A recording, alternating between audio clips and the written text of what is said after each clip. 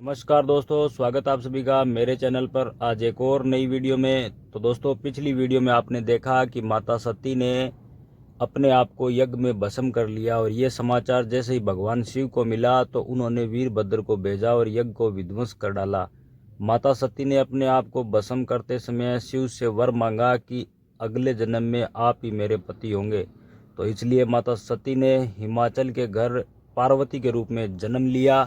तो दोस्तों, आज अपन बात करेंगे माता सती मतलब पार्वती और शिव विवाह के बारे में। तो दोस्तों, जब से माता पार्वती ने हिमाचल के घर जन्म लिया तब से उनके घर में सुख शांति छा गई और पर्वत शोभायान हो गया। तो दोस्तों, जैसे ये समाचार नारद जी को मिला तो वो हिमाचल के घर पहुंचे और वहां पहुंचकर राजा हिमाचल से मिले और बोले कि तुम्हारी कन्या सर्वगुण संपन्न है। नारद जी हंसकर बोले कि ये कन्या गुणों की खान है, ये कन्या सुंदर सुशील और शांत स्वभाव की है, यह कन्या अपने पति को प्यारी होगी। और अब इसमें दो चार अवगुण भी हैं, वे भी सुन लो।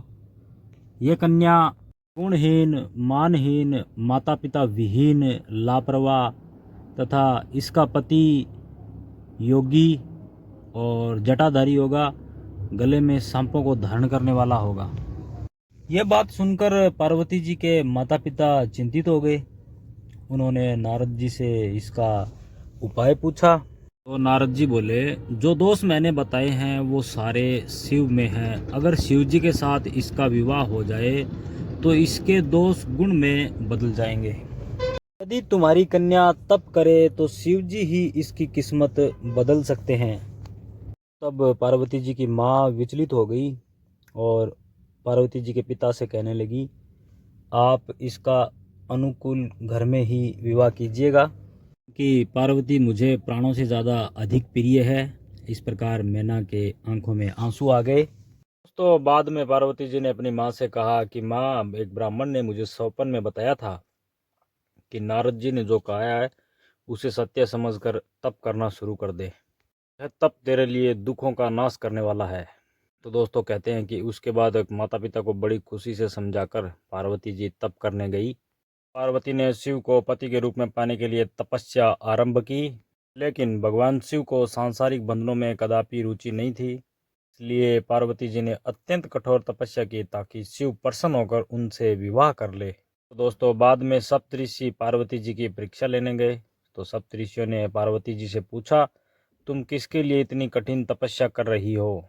पार्वती जी ने कहा कि आप लोग मेरी मूर्खता को सुनकर हंसेंगे, मैं भगवान शिव को अपना पति बनाना चाहती हूँ। पार्वती की बात सुनकर सभी हंसने लगे और बोले कि तुम उस नारद की बातों में आकर तपस्या कर रही हो। उनकी बातों पर विश्वास करके तुम ऐसा पति चाहती हो जो स्वभाव से उदासीन है, गुणहीन है, बिना बेस वाला है, बिना घर वाला है, नंगा है, शरीर पर सांपों को धारण करने वाला है। आखिर ऐसा वर मिलने से कहो तुम्हें क्या सुख मिलेगा? हमारा कहना मानो, हमने तुम्हारे लिए एक बहुत अच्छा वर चुना है। हमने जो वर चुना है वो लक्ष्मी जी का स्वामी और वैकुंठपुरी का रहने वाला है। तब पार्वती जी बोली कि मेरा हट पर्वत के समान है, मैं अपना यह जन्म शिव के लिए हार चुकी हूँ। इस जन्म में तो क्या, अगले करोड़ों जन्मों तक यही जिद रहेगी। पार्वती जी की बात सुनकर सप्तऋषि बोले, आप माया हैं और शिव भगवान है, समस्त जग के आप माता पिता हैं। यह कहकर सप्तऋषि वहां से चले गए। दोस्तों, बाद में भगवान शिव ब्रह्मचारी का रूप धारण करके वहां आए और पार्वती जी से बोले, एक योग्य वर में तीन चीज देखी जाती है, सौंदर्य, कुलीनता और संपत्ति। तुम जिस वर की इच्छा कर रही हो उसके पास न तो सौंदर्य है, न कुलीनता है, न संपत्ति है, उसके रहने के लिए मकान नहीं है, शरीर पे कपड़ा नहीं है, वो तो सांपों को धारण करने वाला है। कि संपत्ति के बारे में तो कहना ही क्या, वो तो नग्न रहते हैं।